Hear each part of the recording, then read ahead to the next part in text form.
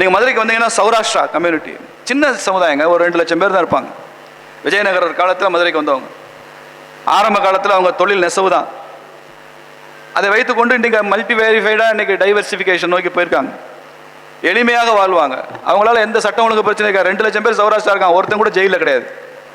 2 லட்சம் மக்கள் தொகைக்கு ஒருத்தர் கூட ஜெயிலில் இல்லாத கம்யூனிட்டி அது. ஆனால் அந்த மக்கள் உருவாக்கி இருக்கிற காமன் அசட் இருக்க 5000 கோடி ரூபாய்க்கான காமன் அசட் உருவாக்கியிருக்காங்க.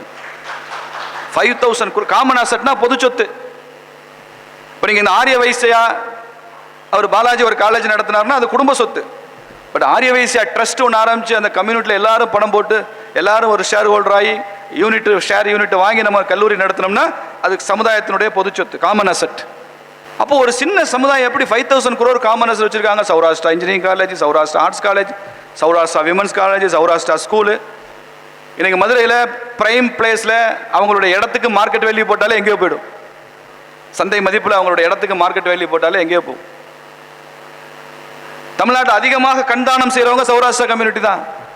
ஐ டொனேஷன் பண்ணுறவங்க அதிகம் பண்ணுறாங்க கும்பகோணத்துல எல்லாம். அப்போ ஒரு சமுதாயத்துக்குள்ள இயற்கையிலே இருக்கிற ஒற்றுமை உணர்வு, இயற்கையிலே உள்ளுக்குள்ளே இருக்கிற போட்டி. ஐயோ எங்கள் ஜாதிக்காரனை ஒற்றுமைப்படுத்தவே முடியாதுங்கன்னு எல்லா ஜாதிக்காரனும் சொல்லுவான். எல்லாரும் சொல்கிற ஒரு வசனம், எங்காலும் ஒற்றுமைப்படுத்த வேண்டாம். நானும் அதைத்தான் சொல்ல வந்திருக்கேன். ஜாதியை ஒற்றுமைப்படுத்த முயற்சிக்காதீங்க. ஜாதியை ஒற்றுமைப்படுத்த செய்கிற எல்லா முயற்சியும் தோற்று போகும். அல்லது உங்களுக்கு விரக்தி ஆயிரும், சலிப்பு வந்துடும். ஐயோ சேர்க்க முடியலையே, ஒன்றும் சேர்க்க முடியலையேன்னு சலிப்பு வரும். ஒற்றுமையே வேண்டாம். ஜாதியை ஒற்றுமைப்படுத்துறது நிகழ்ச்சி நோக்கம் இல்லை. ஜாதிகளை உயர்வுபடுத்த வேண்டியதான் இந்த நிகழ்ச்சியினுடைய நோக்கம். உயர்வுபடுத்துங்க.